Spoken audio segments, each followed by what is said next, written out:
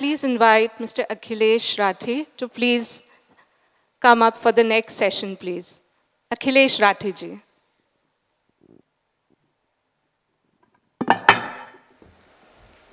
Ten, 9, 8, 7, 6, 5, 4, 3, 2, 1.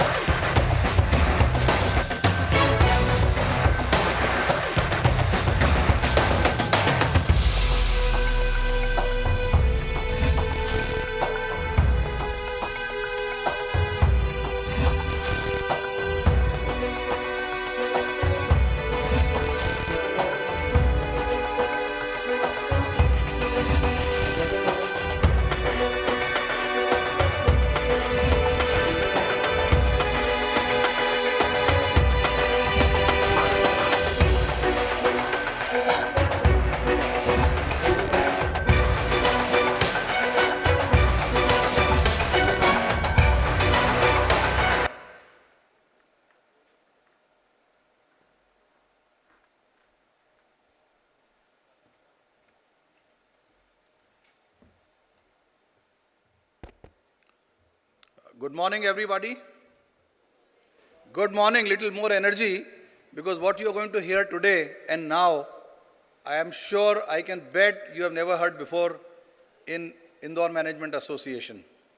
I request our board member, Shri Vinesh Hajlani ji, to escort Padam Shri Savji Bhai Dholakia to the stage.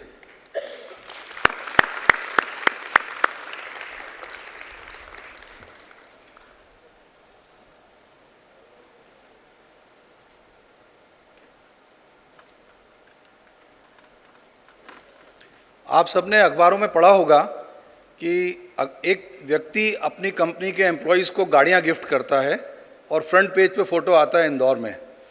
फिर आया कि भी उस व्यक्ति ने अपनी कंपनी के एम्प्लॉइज़ को मकान गिफ्ट किए।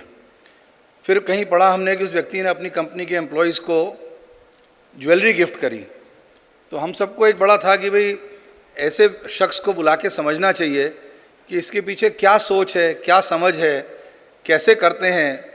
जॉय ऑफ गिविंग के बारे में बहुत पढ़ते हैं, but let us hear directly from Savji bhai Dholakia, जिन्हें भारत सरकार ने पद्मश्री से सम्मानित किया, आज हमारे बीच हैं। मैं सौरभ खेमका जी, हमारे एग्जीक्यूटिव कमेटी मेंबर से निवेदन करूंगा, आएँ और पुष्पगुच्छ से उनका स्वागत करें।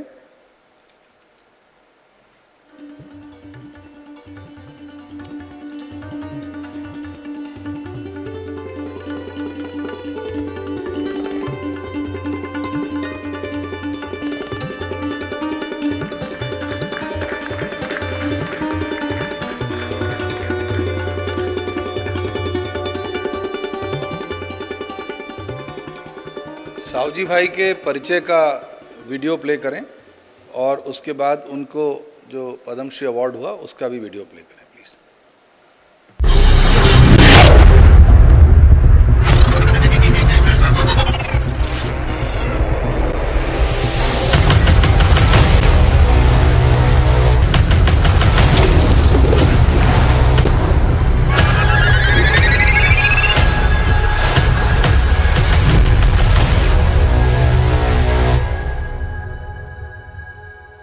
Padma Shri Savji Dholakia, one of the most influential person in the diamond industry and Surat city at large.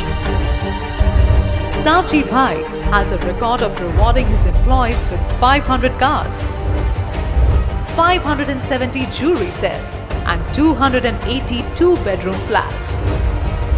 Savji Bhai at the age of 12 migrated to Surat and started his venture in diamond business in 1984 called Hari Krishna Exports, which today manufactures 5 lakh carats diamonds annually and exports to 81 countries. Hari Krishna Exports employs over 8,000 employees and has a revenue of $1.5 billion. Savji Dholakia received Padma Shri in 2012 for planting 2.4 million saplings and building 75 lakes in Gujarat. Hari Krishna Exports has been receiving India's Gem and Jewelry Export Promotion Council Award for 18 consecutive years. Since 1996, he is associated with Dholakia Foundation to protect Mother Earth. Ladies and gentlemen, please put your hands together for Padma Shri Savji Dholakia. दरबार hall में माननीय राष्ट्रपति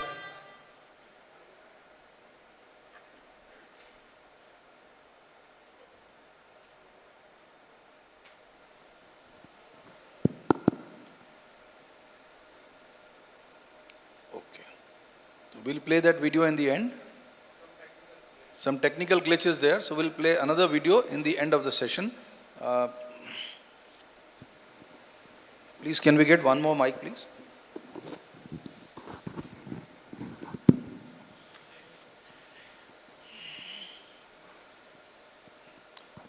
मैं इसे हम सब entrepreneurs, industrialist, professionals सबका सौभाग्य मानता हूं साहू जी भाई कि आज हम आपको लाइव सुन रहे हैं, आपके विचार जानेंगे और आपसे इंस्पायर होंगे ताकि जीवन में कुछ न कुछ आपसे उठा सकें, ज़्यादा से ज़्यादा उठा सकें। और केवल यहाँ industry, trade, commerce, professionals, entrepreneurs के अलावा स्टूडेंट्स भी हैं। उसके अलावा हमारे 21 स्टूडेंट चैप्टर से लगभग 2000 स्टूडेंट्स जुड़े हुए हैं ऑनलाइन। तो मैं सभी की ओर से आपका पुनः स्वागत करता हूं और आपसे जानना चाहूँगा कि आपकी जर्नी शुरू कैसे हुई, क्या इंस्पिरेशन था, क्या मोटिवेशन था, कैसे आपको लगा कि मुझे जो है वो व्यापार करना है। आप अमरेली के पास एक छोटे से गांव के हैं।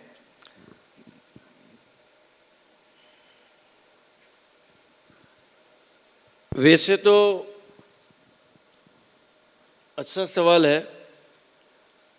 मेरी जर्नी तो बहुत छोटी उम्र में चालू हुई थी, 12.5 की उम्र थी, 12.5 साल की।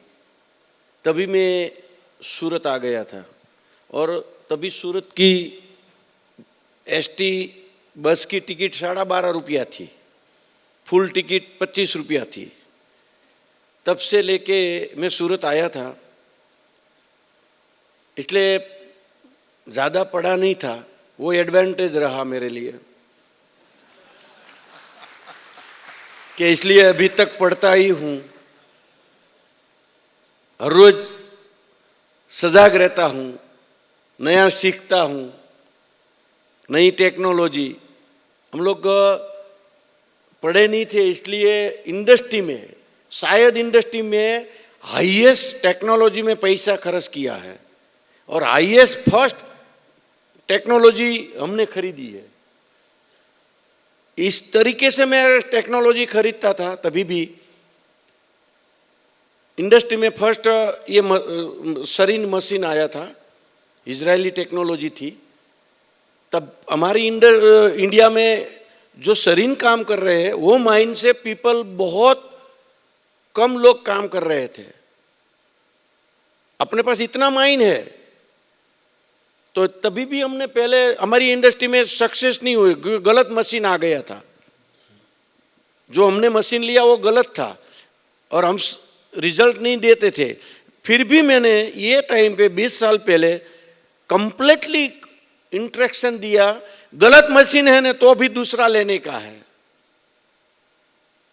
पर ये टेक्नोलॉजी ले लो, और सही में ऐसा हुआ, गलत मशीन था, जो हमने दूसरा नहीं लिया होता और हिम्मत नहीं की होती तो आज हम इधर तक नहीं होते। ये मशीन ऐसा काम करते थे, अपने इंडिया के पास तो माइन था, उसके पास एक दिशा देने वाला इंस्ट्रूमेंट चाहिए। मेरे पास माइन था, लेकिन एक गोल मिला, इंस्ट्रूमेंट मिला, विजन मिला। मैंने सोचा कि बड़े आदमी क्या करते हैं, वैसे मशीन ऐसा था।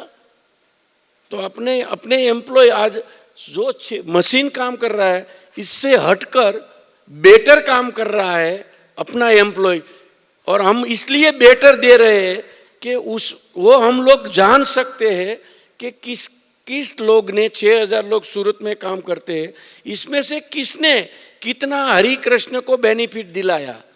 वो ज़्यादा एफिशिएंस वाला, क्रिएटिव, वैल्यू एड वाला एम्प्लॉय कौन है, उसको हम गाड़ियाँ देते हैं।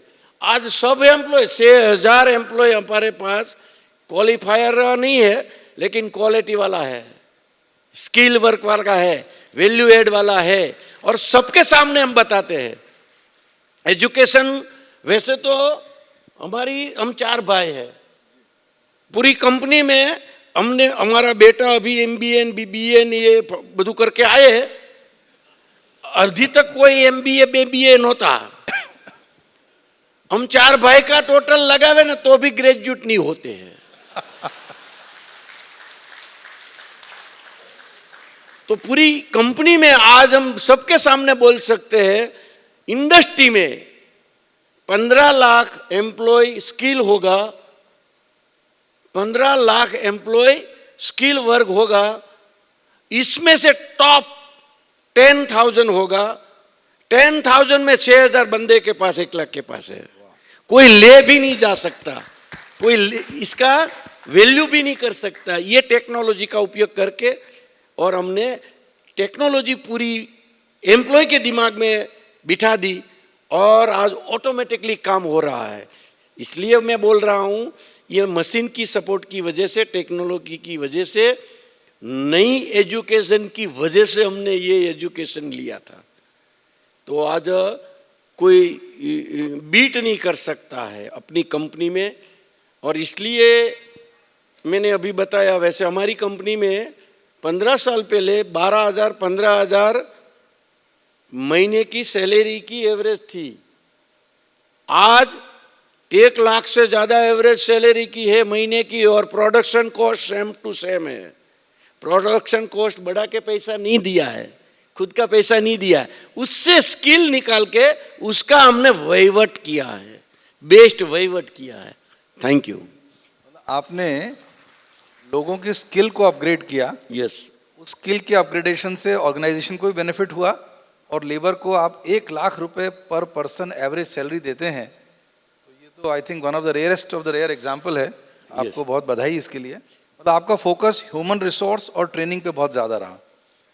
हमारा वैसे बिजनेस का मॉडल ही है सोशल बिजनेस। सोशल करने की ज़रूरत ही नहीं है, अपने बिजनेस में हो सके इतना सोशल करो, बिजनेस बाय प्रोडक्ट हो जाएगा, पैसा बाय प्रोडक्ट मिल जाएगा, नाम भी बाय प्रोडक्ट मिल जाएगा।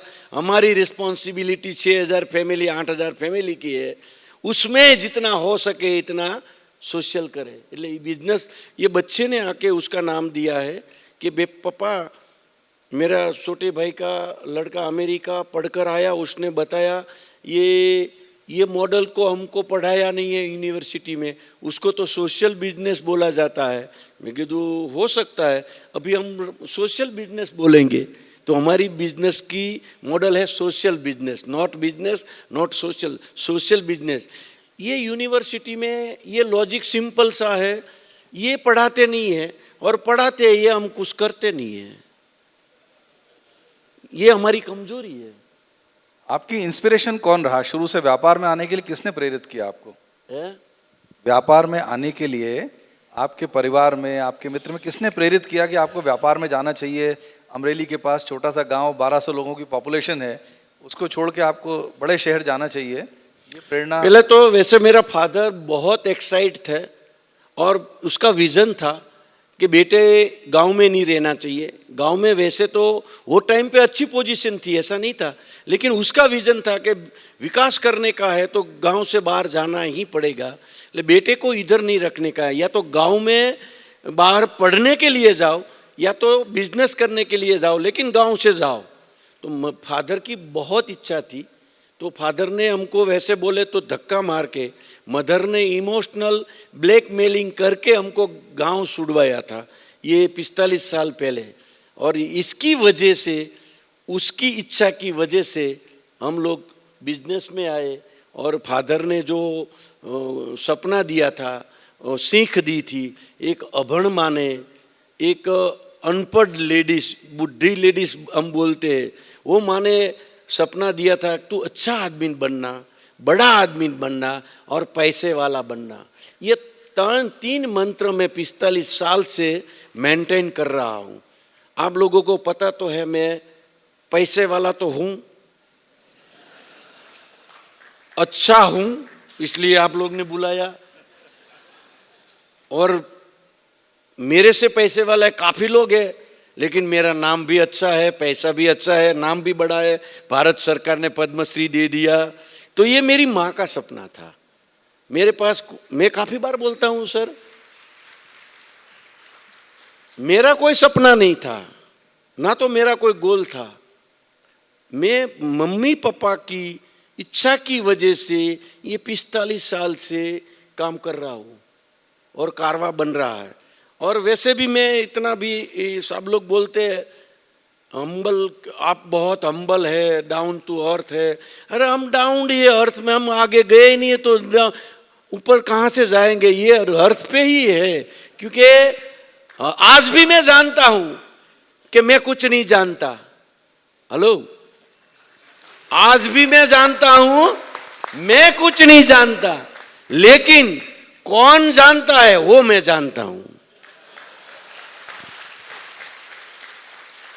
मैंने 25-30 साल पहले मेरा जो हरीफ था उसको मैनेजर रखा था। मैं क्वांटिटी का कारीगर था, एम्प्लॉय, वो क्वालिटी का एम्प्लॉय था। तभी मेरे को मालूम था कि साला क्वालिटी जानता है, मैं क्वालिटी नहीं जानता, उसको मैनेजर रख लूं, मेरा काम हो गया। इसलिए मैं बोलता हूं मैं नहीं जानता, कौन जानता है वो मैं जानता हूं। इसलिए ये काफी छोटी छोटी चीज है, पर बहुत बड़ा रिजल्ट हमको दिया है। और मैं इसलिए शेयरिंग करता हूं कि बहुत बड़ा होने में बहुत बड़ा करना नहीं पड़ता है, सिंपल सा करो, हम बड़ा अपने आप हो जाएंगे। हम धरती पे रहेंगे, ग्राउंड पे अपने आप हाईलाइट हो जाएंगे और बड़ा हो जाएंगे। मैं काफी बार बोलता हूं एडवर्टाइज नहीं करना चाहिए, एड में पैसा खर्च नहीं करना चाहिए, काम ऐसा करो एड हो जाए। एड में पैसा नहीं खर्चो, काम ही हमारा एड होना सही है। Thank you. साहू भाई, आपने एक बहुत महत्वपूर्ण बात बोली कि मेरा कोई सपना नहीं था, मेरे बाप बाप का सपना था, मैंने उसे पूरा किया। इसका मतलब उनकी सीख भी आपने हमेशा ध्यान में रखी। चूंकि यहाँ बहुत विद्यार्थी और स्टूडेंट चैप्टर जुड़े हुए हैं, तो मेरा एक सवाल उस जनरेशन की तरफ फोकस होते हुए है। नए जनरेशन में और आजकल माता पिता में भी एक अवधारणा बन गई है कि बच्चे बहुत ज्ञानी हैं, हम बच्चों को क्या समझाएं, और बच्चे भी ये समझते हैं कि हम बहुत ज्ञानी हैं, माँ बाप हमें क्या सपना दिखाएं। तो आप अपने परिवार में इस परिपाटी को कैसे कायम रख रहे हैं कि माँ बाप का सपना भी महत्वपूर्ण होता है, उनकी बातें भी महत्वपूर्ण होती है, और बच्चों का फायदा उसमें रहता है कि अपने सपनों को पूरा करने में भी माँ बाप की बातों को न भूलें, क्योंकि यह प्रथा हमारे यहाँ कमजोर होती जा रही है। इसलिए आप कैसे अपने परिवार में इस बात को निभा रहे हैं, इस बारे में जानना चाहूंगा। बहुत अच्छा बात है। अपने को ये जब भी हम पढ़ के या तो कुछ हमारे पास सिद्धियां, मैं थोड़ा खड़ा होके बात करूं आप, क्योंकि सबका मुंह दिखे, हम इधर आ जाए तो अच्छा रहे। माँ बाप का जो ऋण है, आज दुनिया में कोई आदमी पैदा नहीं हुआ कि अपने माँ बाप का ऋण किसी ने अदा किया हुआ, कोई आदमी नहीं है। हम भूल गए। हमने माँ बाप को जन्म देके हमारे पे ये धरती पे लाके कितना बड़ा उपकार किया। हम कुछ भी करें, कितना भी करे हम उसका ऋण नहीं अदा कर पाते हैं। वो कैसा है वो डजंट मैटर। मैं तो वहां तक बोलता हूं उसकी आदत को मत देखो, उसका स्वभाव को मत देखो, उसकी रहन सहन को मत देखो। माँ बाप है, इतना ही इनफ है आपके लिए। भगवान चाहते तो भी आप नहीं होते इधर, जो माँ बाप नहीं होते हैं, और हम भूल जाते हैं। इसमें हम बहुत पैसे वाले हो जाते हैं तो बहुत हम आय आ जाता है। हम IIT में पढ़ते तो डबल आय आता है। MBA हो जाता है तो IIMB।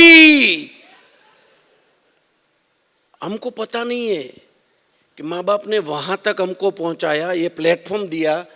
अभी मेरे को सवाल किया था, 3900 रुपया मैंने जब भी मेरे फैक्ट्री चालू किया तभी मेरा फादर ने मेरे को दिया था। 3900 रुपया मतलब 4000 रुपया नहीं होगा तो राउंड फिगर में 4000 देते। तो उसका 3900 रुपया की जर्नी, 12.5 रुपया टिकट लेके माँ मेरे को इधर सूरत भेज गई। ये सूरत मेरे को भेज छोड़ गई, 3900 रुपया फैक्ट्री करने के लिए दिया। 3900 का रिटर्न मेरे को देने का है। आप बताइए, हिसाब बताइए।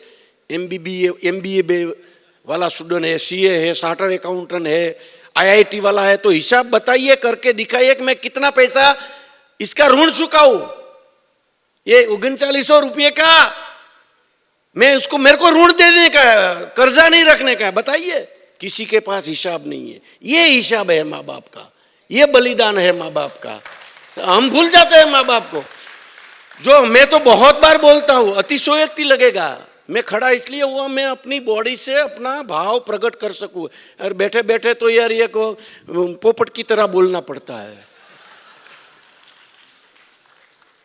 आपकी माताजी ने जब आपको सफल होते हुए देखा तो उनको लगता होगा कि मेरा लड़का बहुत सीधा है, जैसा सभी माओं को लगता है। और उस वक्त कैसा महसूस करती थी और आज कैसा महसूस करती हैं? वैसे तो ये बहुत बढ़िया सवाल है। मैं माँ का सपना था कि तू बड़ा आदमी, अच्छा आदमी, पैसा वाला बनना। उसने तो अनपढ़ माँ थी, बता दिया। 45 साल तक मेरे को हार्ड वर्क तो करना पड़ा, स्मार्ट वर्क भी करना पड़ा, ख्याल भी रखना पड़ा कि ये अच्छा आदमी के लिए तो ये शोभा देता है, ये आदत है, ये निर्णय में ले रहा हूँ, ये प्रलोभन में नहीं आता हूँ ने। अच्छा आदमी की क्वालिटी तो मेंटेन होगी ने, पैसा आ जाएगा लेकिन अच्छा होगा। ये माँ का 3 सूत्र ने मेरी लाइफ बना दिया और अभी तक मैं मेंटेन करता हूँ। तो ये माँ को मैंने बताया, पैसा हो गया था, अभी मेरा सम्मान हुआ पद्मश्री के बाद। परिवार ने, मैं गाँव था, मदर फादर भी गाँव था, बेटा भी गाँव में था, वहाँ फोन आया था। वो भी बड़ी स्टोरी है। तो बोला सरप्राइज पार्टी में मैंने मदर को बताया कि ये पैसा तो था ही और अच्छा आदमी भी था और ये नाम भी अभी मिल गया। अभी तेरा तीनों सपना पूरा हुआ। अभी मत सपना बताने का, अभी मेरा सपना चालू होता है। अभी तेरा सपना खत्म हुआ। अभी से अभी 60 साल हो गया है, 40 साल बाकी है मेरा। क्या आपको शंका है? 100 साल जीने का है, कंफर्म है, अप्रूवल ले लिया है। हेलो, आपको डाउट लगेगा लेकिन ले लिया है। आपको भी मिल जाएगा, आप भी अभी मानेंगे, आप भी बोलेंगे आज 100 साल तो जिएंगे, क्योंकि 100 साल जीने का 40 साल बचा है। 40 साल में अभी बिजनेस तो बच्चे को, भाई को दे दिया है, नाम भी हो गया है, पैसा भी हो गया है, राष्ट्र ने भी सम्मान कर लिया है। अभी 40 साल बचा है। जो 12 रुपया टिकट में से मैं 15,000 एक्सपोर्ट तक पहुंचा हूं। अभी 3900 रुपया में 15,000 तक का हम आज डायमंड बना के एक्सपोर्ट करते हैं। तभी ना तो पहचान थी, ना तो कोई सपोर्ट था। आज तो पूरी दुनिया का सपोर्ट मेरे साथ है। तो 40 साल जो बचा है, 400 साल का काम करके मरने का है। तो 100 साल तो रहूंगा ना, 40 पूरा होगा नहीं, क्योंकि अभी नेशन के लिए, समाज के लिए, राष्ट्र के लिए, पर्यावरण के लिए, धरती के लिए काम करने का है। तो ये मेरी नीड नहीं है 100 साल जीने की, नेचर की है, कुदरत की है। वो तो 100 साल जिया। इतना बड़ा मजदूर कहां से मिलेगा? हेलो, बिना सैलरी का मजदूर मिलेगा? हेलो, कश्मीर फरने स्विट्जरलैंड नहीं चला जाऊं, हिमालय बैठा से वहां ना बैठूं। तो मैंने तो सपना देखा है ये काम करने का, तो ये 100 साल नहीं, इससे ज्यादा भी जिएगा। समझो 20 में मैं चला गया तो घबराने का नहीं। वहां ज्यादा जरूरत होगी, बड़ा प्रमोशन रेडी होगा तो अपने को दिल्ली भी बुलाएगा। हेलो, आप समझे कि नहीं? जरूरत ज्यादा होगी कि चला ये धरती पे काम आदमी नहीं है, उसको स्वर्ग में ले जाओ। गांधीनगर में काम अच्छा करता है, उसको दिल्ली ले जाता है कि नहीं? हेलो, गांधीनगर से जो दिल्ली गया वो व्यक्ति किसी की फैक्ट्री के उद्घाटन में कभी नहीं आता, है ना। सावजी भाई की फैक्ट्री के उद्घाटन में माननीय प्रधानमंत्री नरेंद्र मोदी जी आए और फैक्ट्री के जो सोशल अप्रोच है, सोशल बिजनेस जो आपने कहा, और जो एनवायरमेंटल काम आप करते हैं उसके बारे में बताएं कि कैसे मोदी जी आपके यहाँ आए और उससे आप कैसे इंस्पायर हुए और आपने आगे क्या किया, थोड़ा वो जर्नी के बारे में बताइए। ये नरेंद्र भाई मेरे को वैसे जानते हैं बहुत छोटी उम्र से। 2000 में ये तभी हमारे गुजरात में सीएम थे, अपनी बेटी की शादी में आए थे और मैंने तभी तालाब 5 बनाया था छोटा छोटा गांव में। એટલે वो उसको मालूम था कि मैं सोशल काम कर रहा हूँ। और हमारा जैमेन ज्वेलरी पार्क बनता था, तभी मैं 3-4 बार गया था कि बढ़िया सा पार्क सर अलॉट करो सूरत में, और मैं जिम्मेदारी लेता हूँ, बढ़िया सा बढ़िया फैक्ट्री में बनाऊँगा, ये करूँगा। मेरा जो स्वभाव आज है वैसा बात करने का स्वभाव तो तेवी था, इसलिए मैं बोलता हूँ, मैं बोलता हूँ वही करता हूँ और करता हूँ वही बोलता हूँ। गलती से बोल दिया तो करके दिखाता हूँ। तो नरेंद्र भाई को बोल दिया था बड़ी से बड़ी फैक्ट्री बनाऊंगा, तो मैंने 15 साल तक ये पार्क डेवलप नहीं हुआ, लेकिन मैंने तो कमिटमेंट दिया था। मैंने कोई आया नहीं ये फैक्ट्री में, वहाँ सिटी के आउट ऑफ सिटी में फैक्ट्री करना मतलब आत्महत्या करना, कोई एम्प्लॉय आएगा नहीं। लेकिन मैंने कमिटमेंट दिया था, मेरा भी सपना था, मैंने फैक्ट्री बढ़िया सा बनाया। सूरत या तो कोई भी इंडिया में से कोई भी आदमी आता है तो पहचान नहीं है तो भी पहचान करा के हमारी फैक्ट्री की विजिट करता है, ऐसा बनाया। मैंने नरेंद्र भाई को बोला, मैंने जो बोला था ऐसी फैक्ट्री बनाई है। वो बरोबर पीएम बन गए थे। पीएम बन गए थे तो मैं उसको कड़छी कॉल के लिए गया था, अभिनंदन देने गया था। तो बोला फैक्ट्री का ओपनिंग करूँगा, जब भी टाइम मिलेगा तभी करूँगा, वरना किरण हॉस्पिटल बन रही है उसका ओपनिंग करूँगा, तभी तेरी फैक्ट्री का ओपनिंग कर दूँगा। और उसने बोला ओके। मैं सूरत आया, सब कमेटी को बताया, सूरत वाले को बताया, मेरे को साहब ने बोला है फैक्ट्री का ओपनिंग कर देंगे, आप जब भी हॉस्पिटल का निमंत्रण देने जाओ तो मेरे को साथ में ले जाने का। वैसे मैंने वो कमेटी को बता दिया था। कमेटी तो आमंत्रण दे के आ गई, मेरे को साथ में नहीं ले गई। हेलो, मेरे को पता चला, मैंने ताबड़तोड़ मेहनत किया। सर आपने बोला था कि किरण का ओपनिंग करूंगा तभी तेरी फैक्ट्री का। वो बोले तेरे को ये सेम टू सेम में डिलीवरी प्रेजेंट कर, तेरी फैक्ट्री मेरे को डिटेल में देखने की है, तो बाद में हम करेंगे। सर अभी आपकी हाइट बढ़ गई है, अभी डिटेल छोड़ो, अभी टाइम नहीं मिलेगा। अभी आप आते हैं तो मेरे को मालूम है एयरपोर्ट के रास्ते पे मेरी फैक्ट्री आती है, जाने के टाइम भी आएगी, आने के टाइम भी आएगी। आप गाड़ी से मत उतरना। फैक्ट्री में राउंड लगाने का फोटो साथ में ले गया था, वीडियो साथ में ले गया। एक भाई फोटो दिखाता था, एक भाई वीडियो दिखाता था। राउंड लगाने का, कांच खोल के हेलो कहने का, मैं एम्प्लॉय को बोल दूँ को नरेंद्र भाई आ गया। लेकिन फैक्ट्री का ओपनिंग तो अभी करने का है, उसको बोलने ही नहीं दिया। यही स्टाइल से बोला चलो सोचते हैं। तुम अभी घर होटल पे नहीं पहुंचे थे, तब फोन आया, चलो 15 मिनट देते हैं। खुश हो गए, गए 15 मिनट का दिए और आए। 15 मिनट के बाद फैक्ट्री देखा, उत्साह देखा। उसने 37 मिनट, हमने 3 मिनट में ओपनिंग सब फोटा बोटा सब पाड़ दिया। 33 मिनट उसको सुनने के लिए दी रखा, क्योंकि उसका क्या ये बोलते हमारे लिए वो है। और ये बड़े आदमी इतनी क्वालिटी वाला, उसका समय तो उपयोग करना चाहिए। हम व्यापारी है, हेलो, समय का सम्मान करना चाहिए।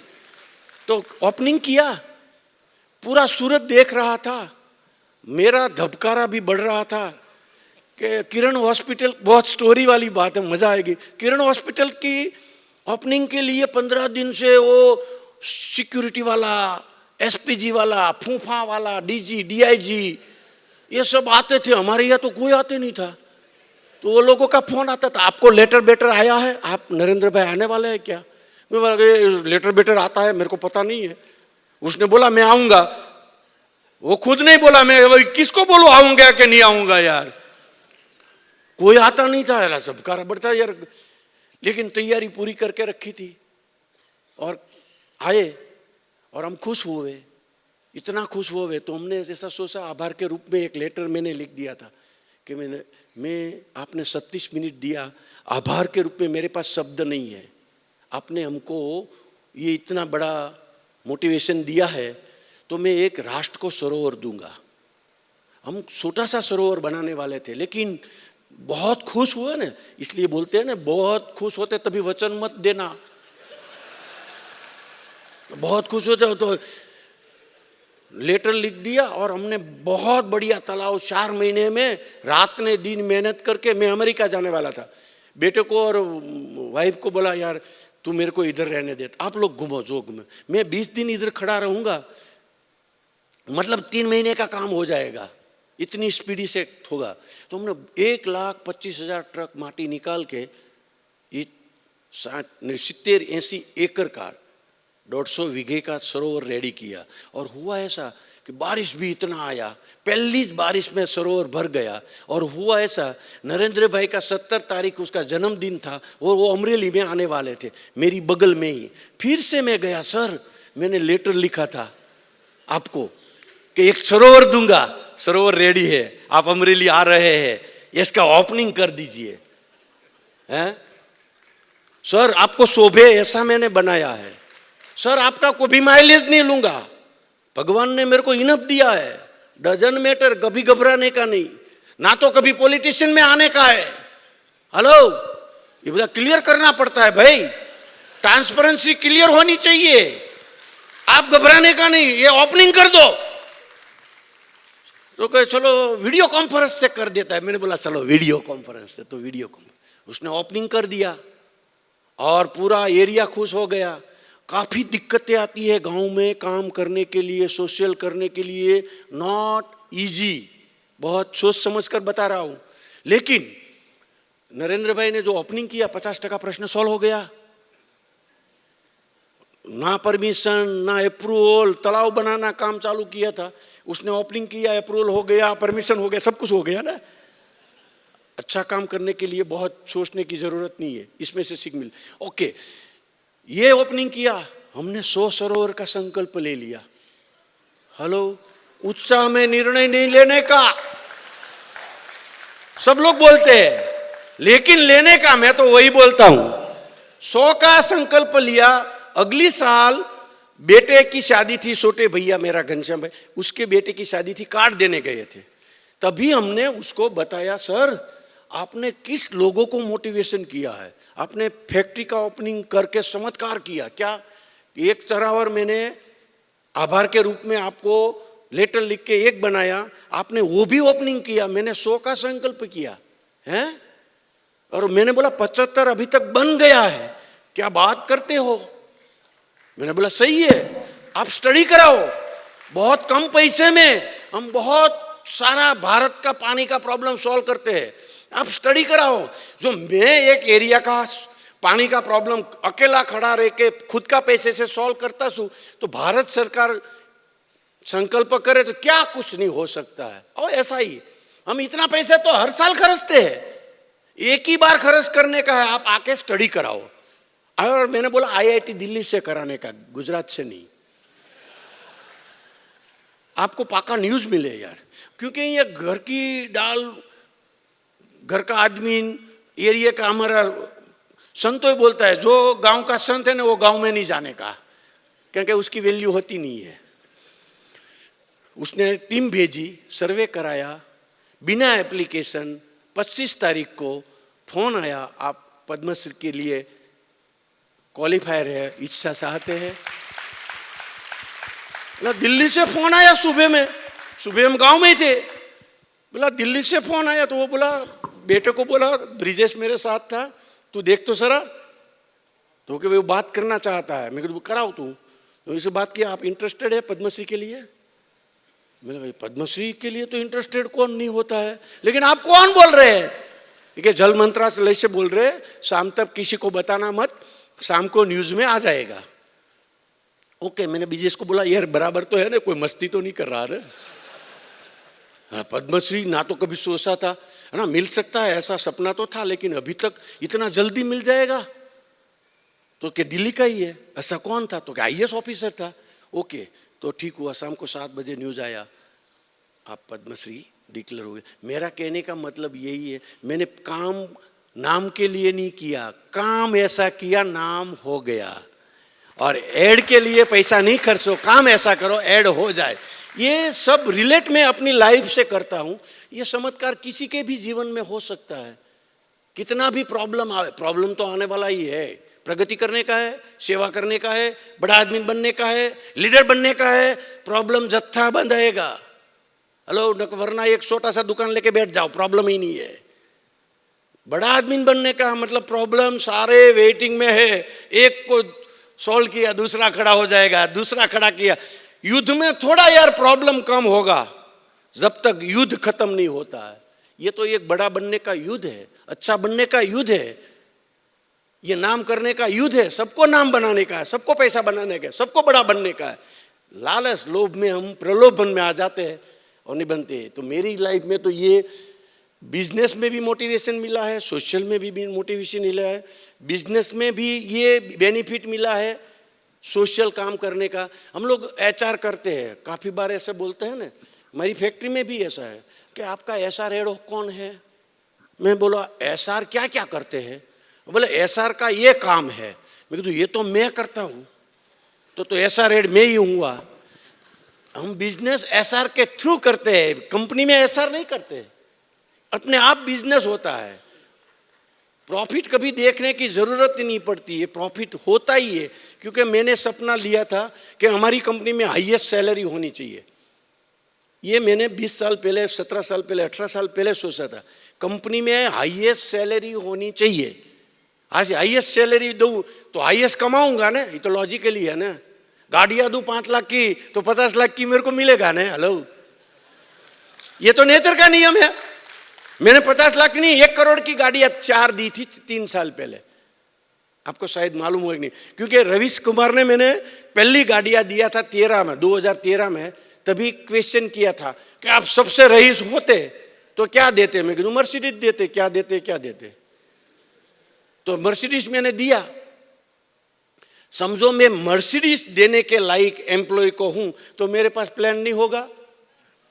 हेलो, हो ही सकता है। मैं मेरा नहीं देता हूं, अपने को चाहिए, जो ज्यादा चाहिए ज्यादा दो, प्रेम चाहिए प्रेम दो, पैसा चाहिए पैसा दो, स्टेटस चाहिए स्टेटस दो। हमारा कोई लेट गो करे, हम किसी का लेट गो करना चालू करें, अनकंडीशनल हम देना चालू करें, अनलिमिटेड मिलना चालू हो जाएगा। ये नेचर का नियम है। Thank you. बहुत सुंदर बात कही आपने। मोदी जी आपके इंस्पिरेशन हैं? यस, मोदी जी ने मेरा इंप्रेशन नहीं, मोदी जी ने तो हवा भर दी एक ओपनिंग करके। मैं ये 100 सरोवर ने अभी तो 40 साल का कमिटमेंट दे दिया कि 40 साल जीने का है। और नेचर के ये कितना बड़ा मोटिवेटर है। हेलो, हम जानते नहीं अपना है ना, पूरी दुनिया उसको जान गई, हम नहीं जानते। ये इतना, ये पद्मश्री न कोई संबंध ऐसा नहीं है, कोई ऐसा नहीं है। ये आदमी किसी को, उसको पता है राष्ट्र के लिए, समाज के लिए, इंडस्ट्री के लिए कौन काम का है उसको दे। मैं काफ़ी बार बोलता हूँ कि मैं जिसके पास लायकात है उसको पोस्ट देता हूँ। मैं सो जाता हूँ, हम 4 भाई हैं तो जे सब को पावर दे के रखा है, सभी जागते हैं हम सोते हैं। 6000 लोगों को पावर दे दिया है, पार्टनर बना दिया है बिजनेस में, शेयर होल्डिंग। ये सैलरी की भी बढ़िया सिस्टम है, इसलिए वो ये सैलरी ले है। अभी 6000 जागते हैं, हम सोते हैं। जैसे नरेंद्र भाई ने एक ताज पहरा दिया, अब 100 साल तक तो खरीद लिया ना। हेलो, ये मैनेजमेंट है। हमने 95 में 3 कार दिया था, मारुति कार, 52,000 की कार। 95 में 3 मैनेजर को 3 कार दिया था। तभी तो हमारी हाइट छोटी थी, इसलिए हाईलाइट नहीं हुए। अब समझे, कार तो तभी मेरा देने का, तभी मेरे पास फियाट थी। ये 3 लोगों ने कमिटमेंट दे दिया, लाइफ लिख दी, अभी तक मेरे साथ है। 52,000 में किसी की लाइफ मिल सकती है क्या? तो लायक मेंबर है, लायक मैनेजर है, लायक पार्टनर है, उसको दे दो। जिम्मेदारी माथे मत रखो, वो कभी दगा नहीं देगा। एक आदमी देगा तो क्या फर्क पड़ेगा। मैं 6,000 लोगों को बेटे की तरह रख रहा हूं, एम्प्लॉय को बेटे की तरह। वो अपने को बाप मानेगा कि नहीं? हेलो, 6,000 बेटे हैं मेरे पास। हेलो, 1 2 3 खराब निकले, वीक निकले, जाने दो,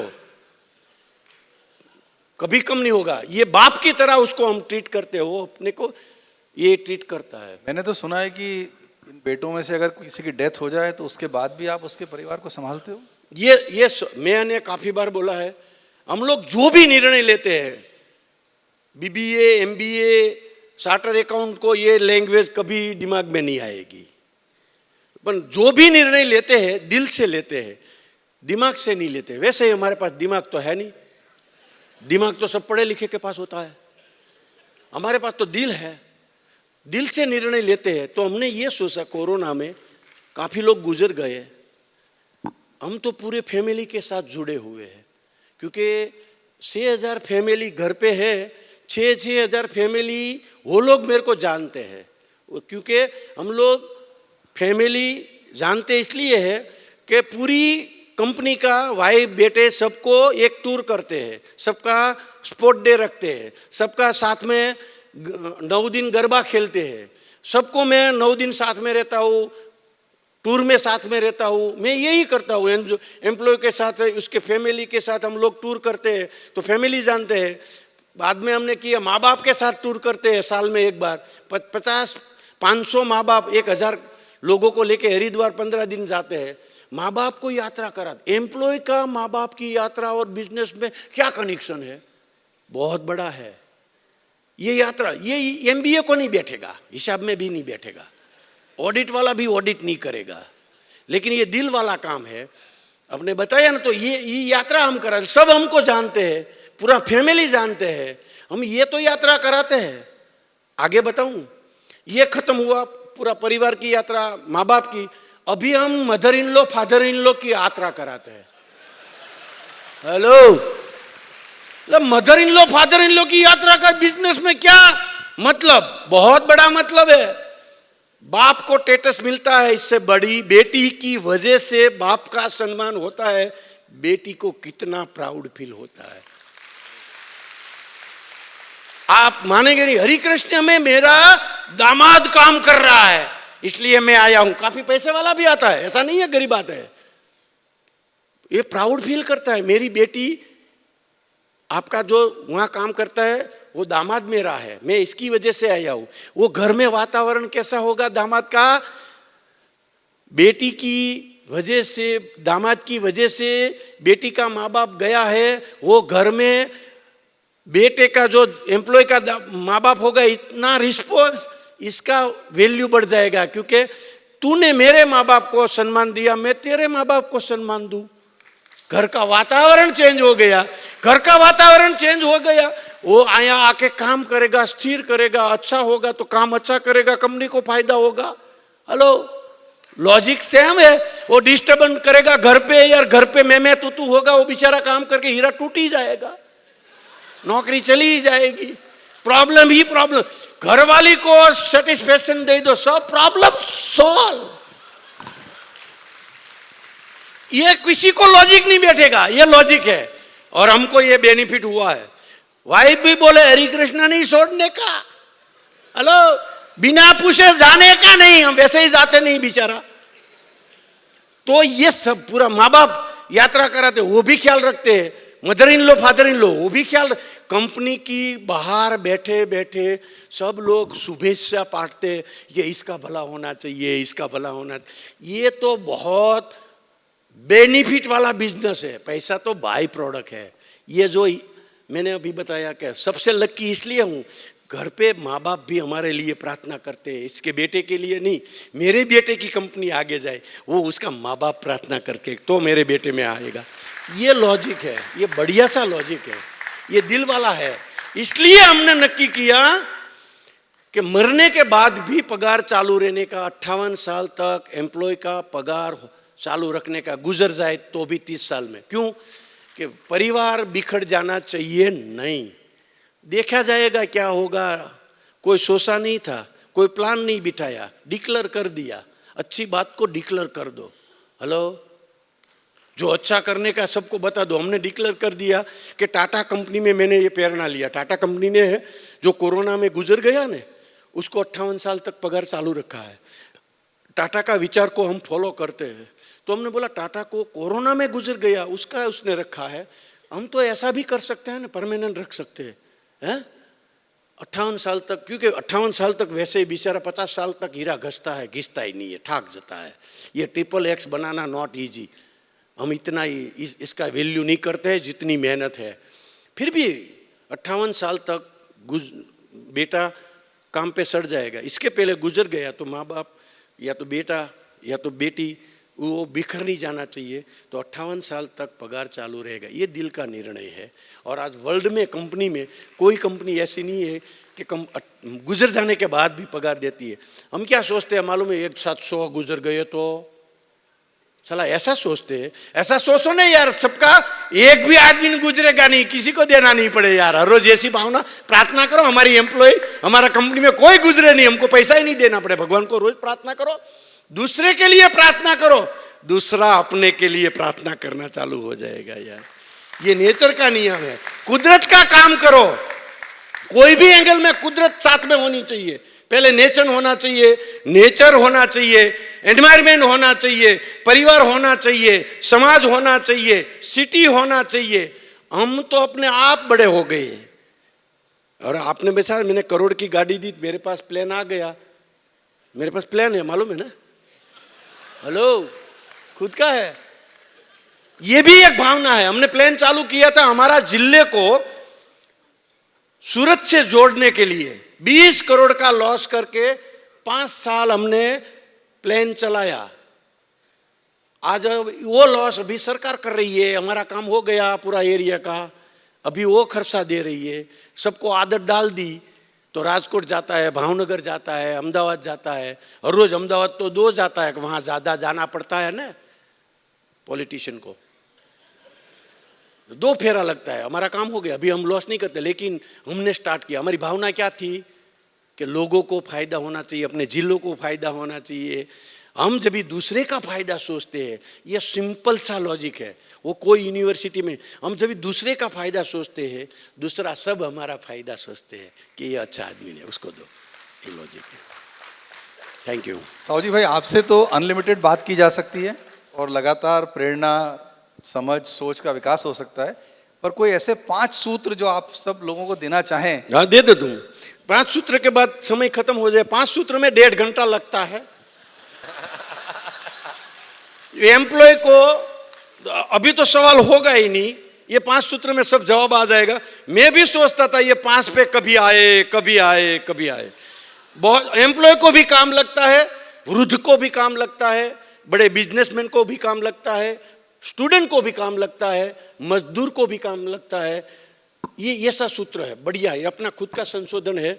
मैं कैसे आगे गया, मेरा पहले से जैसे मेरी माँ ने बताया था, तू बेस्ट आदमी बनना, श्रेष्ठ आदमी बनना, तो ये 5 मैंने कहाँ पढ़ा, तभी से मैंने जीवन में उतार लिया। और इसके ऊपर मैंने 100 से ज़्यादा प्रोग्राम लिया। अपना एम्प्लॉय का, जो एम्प्लॉय की सैलरी है वो बढ़ाने में ये बहुत काम लगा है। हमारी कंपनी में 15,000 पहले एक आदमी 50,000 के ज़्यादा काम करता था। तभी मैं बोलता था कि एक आदमी कर रहा है तो हम क्यों नहीं कर रहे हैं। ये 5 सूत्र वही है कि आई एम द बेस्ट, परमानेंट, ऐसा हम सबको रखना। आई एम द बेस्ट, मैं एक श्रेष्ठ आदमी हूं। श्रेष्ठ का लक्षण क्या होना चाहिए, ले श्रेष्ठ की क्वालिटी क्या होनी चाहिए, श्रेष्ठ की सोच क्या होनी चाहिए। आई एम द बेस्ट, श्रेष्ठ आदमी का जो लक्षण है हमारे में होना चाहिए। इसमें कोई खर्चा नहीं है ना। हेलो, इसके लिए एड नहीं देनी पड़ती ना। हेलो, इसके लिए लॉन्ड्री लेनी पड़ती है ना। किसी का सर्टिफिकेट नहीं चाहिए, बेस्ट बन जाओ, आई एम द बेस्ट। बेस्ट के सिवा हमारा काम बेस्ट होना चाहिए, हमारा बर्ताव बेस्ट होना चाहिए। मैं आज इधर आया हूं, मेरा गांव का मीटिंग है तो भी मेरी क्वालिटी ये रहेंगी, क्योंकि आई एम द बेस्ट। मेरा काम है साफ, मैंने सफाई किया तो भी मेरी सफाई भी बेस्ट होनी चाहिए, आई एम द बेस्ट। अरे मैंने किसी का काम किया, उसने मेरा किया कि नहीं किया, फिर भी मैं उसका काम करूंगा, क्योंकि आई एम द बेस्ट। वो मेरे को डिस्टर्ब किया, मेरे को नड़ा, मेरे का विघ्न डाला, कुछ भी किया, लेकिन मैं फिर भी उसका अच्छा करूंगा, क्योंकि मैं आई एम द बेस्ट। क्यों? मैं बेस्ट आदमी हूं। वो कैसे? मेरा भाई जैसा भी बर्ताव करे, बेटा जैसा भी बर्ताव करे, बीबी जैसा भी बर्ताव करे, फादर जैसा भी वर्ते, पर मैं एक बेस्ट पिता हूं, बेस्ट बेटा हूं, बेस्ट पति हूं, बेस्ट ब्रदर हूं, मैं बेस्ट वर्तन करूंगा। आई एम द, कोई भी लॉजिक में मैं बेस्ट रीचे खाना खाऊंगा, बेस्ट टाइम पे सोऊंगा, बेस्ट टाइम पे पढ़ाई करूंगा, बेस्ट नया सीखूंगा। आई एम द बेस्ट, और उसके सिवा कुछ नहीं चाहिए। आई एम द बेस्ट। बेटा अपना नहीं माने तो भी बर्ताव अच्छा करना है, क्योंकि I am the best. Hello, एक बेस्ट फादर बनने की, एक बेस्ट बेटा, ये शब्द बहुत पूरा महाभारत आ जाता है। आई am the best, that's it. Best के सिवा कुछ नहीं चाहिए। और ऐसा करते करते आई एम द बेस्ट है ना, हमको मिलना चालू हो जाएगा, जो दुनिया की सब बेस्ट चीजें अपने आप आपको मिलेगी। हेलो, क्योंकि I am the best. Best वहीवटकार, बेस्ट आदमी, बेस्ट सबको चाहिए। मैं काफी बार बोलता हूं आई एम द बेस्ट, हमको बेस्ट प्रमोशन मिलेगा, बेस्ट पोस्ट मिलेगी, बेस्ट सम्मान मिलेगा, सब कुछ बेस्ट मिलेगा, हमारी पर्सनालिटी बेस्ट होगा।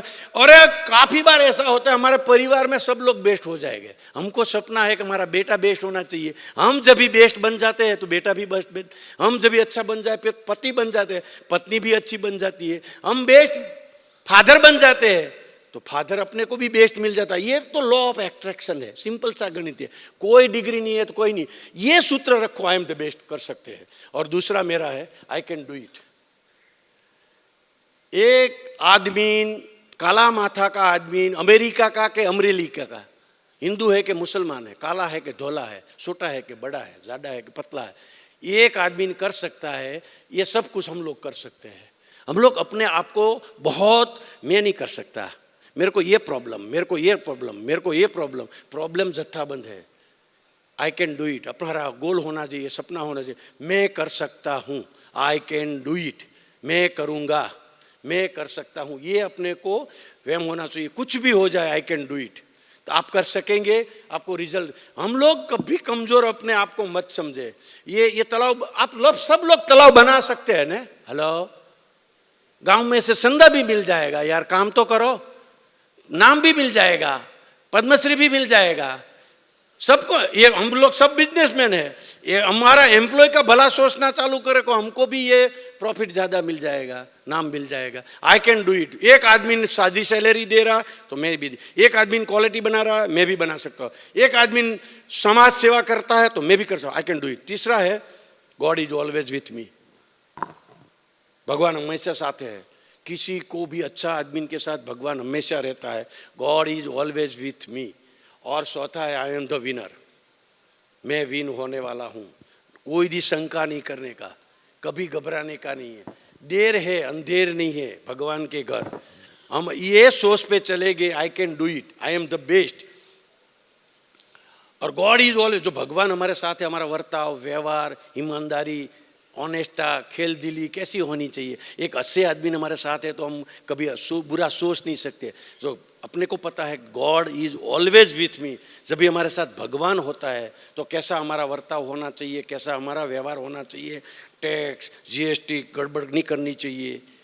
हेलो, भगवान हमारे साथ है, ऐसा वहम के साथ रहना चाहिए। और आई एम द विनर, शंका मत करने का, विन होने वाला है। कभी बार ऐसा होता है हमारी परीक्षा होती है, हमारी एग्ज़ाम होती है, हम जितना नापास होते हैं इतना ज़्यादा पक्का होते हैं। भगवान भी कुछ लालच दे से, लोभ दे के, प्रलोभन दे के हमारी एग्ज़ाम लेता है। पर हम आई एम द विनर, वहम रखने का, विश्वास रखने का, कि आई एम द विनर, और पांचवा है लास्ट एंड फाइनल, पांचवा, इसके पीछे ऊपर तो मैं काफ़ी बोल सकता हूँ, टाइम नहीं है। पांचवा है today is my new day, forgetting, कल की बात को भूल जाओ।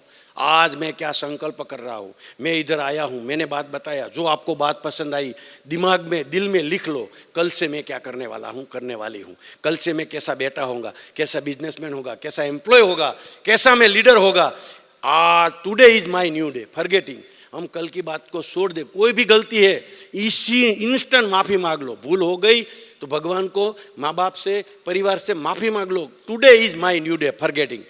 वहम रह के टेंशन लेके मत घूमो। भूल आदमी से हो सकती है, भूल दो आदमी से नहीं हो सकती, दो लोगों से, किसको, एक भगवान से और एक मुर्दा से। तो जिंदा आदमी से भूल हो सकती है, लेकिन भूल की माफी मांग लो। I am today is my new day, मैं कल से ये करने वाला हूँ। अपना सपना दुनिया को बता दो, दुनिया सब अपना सपना सिद्ध करने में काम में लगेगी, क्योंकि अपने देश में, अपने समाज में कमजोरी है। हम बड़ा बड़ा सपना देखते हैं ना, तो उघरानी वो मजदूर करता है, क्या हुआ तेरा सपने का, याद हमको दिलाता है, ऐसा मफत में मजदूर नहीं मिलेगा। सपना लोगों को बता दो और संकल्प करो, मेरे को जो मिला, नरेंद्र भाई को जो मिला, सबको मिल सकता है। नरेंद्र भाई 18 घंटा मेहनत करता है, कल से आप 18 घंटा मेहनत करना चालू करो।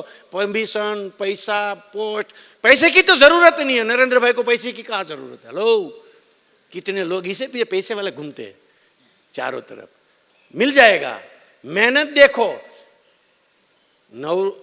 उपवास, साल में 2 बार 9 दिन का पानी के ऊपर उपवास करता है।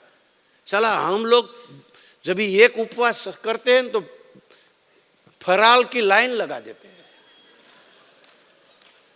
ये 18 घंटा मेहनत करता है, ना तो घर देखा है, घर को बलिदान दिया है, समाज को बलिदान दिया है, राष्ट्र के लिए उसने दिया है। हम ऐसा कुछ करना चालू करें, हम भी वो जो करता है वो हम लोग सब करते हैं। तो मैं इंडस्ट्री में आ गया, पॉलिटिशियन में होता तो हम इसके साथ हरीफ ही होता ना। हेलो, जहाँ लगता नहीं है, क्योंकि हम दूसरे के लिए काम करना चाहते हैं तो दूसरा हमारा बन ही जाएगा। काफी लोग बोलते हैं नरेंद्र भाई आपसे बहुत नजदीक है। अरे भाई, आप इन्हें समझने की कोशिश करो, ये पूरा भारत से नजदीक है, उसको तो भारत का नजदीक भला करने का है, इससे कोई हरा नहीं सकता उसको कोई। काफी लोग बोलते हैं आप बहुत नजदीक है ना, बताओ थोड़ी सिक्योरिटी टाइट करे। अरे भाई, इसको भगवान आके भी नहीं मार सकता, क्योंकि भगवान ने भेजा है, तो फॉर्मेलिटी है, बाकी उसका कोई बाल बाका।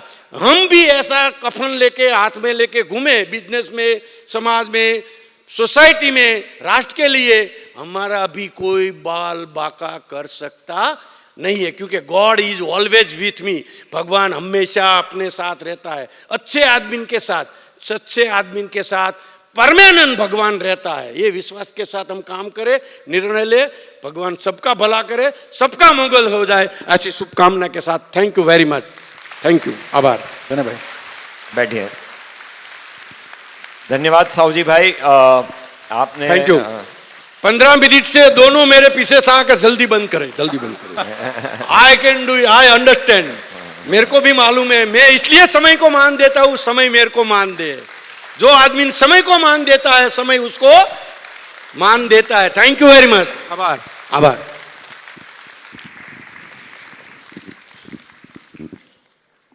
धन्यवाद साहू भाई, आपने बातों ही बातों में, सवाल के जवाबों में, अपने जीवन की किस्से कहानियों में यहाँ मौजूद मैनेजमेंट यानी कि प्रबंधन और ज़्यादातर व्यवसाय, इंडस्ट्री, मैनेजमेंट स्टूडेंट्स के अलग अलग विधा के लोगों को बातों ही बातों में जीवन प्रबंधन पे बहुत बड़ा ज्ञान दे दिया।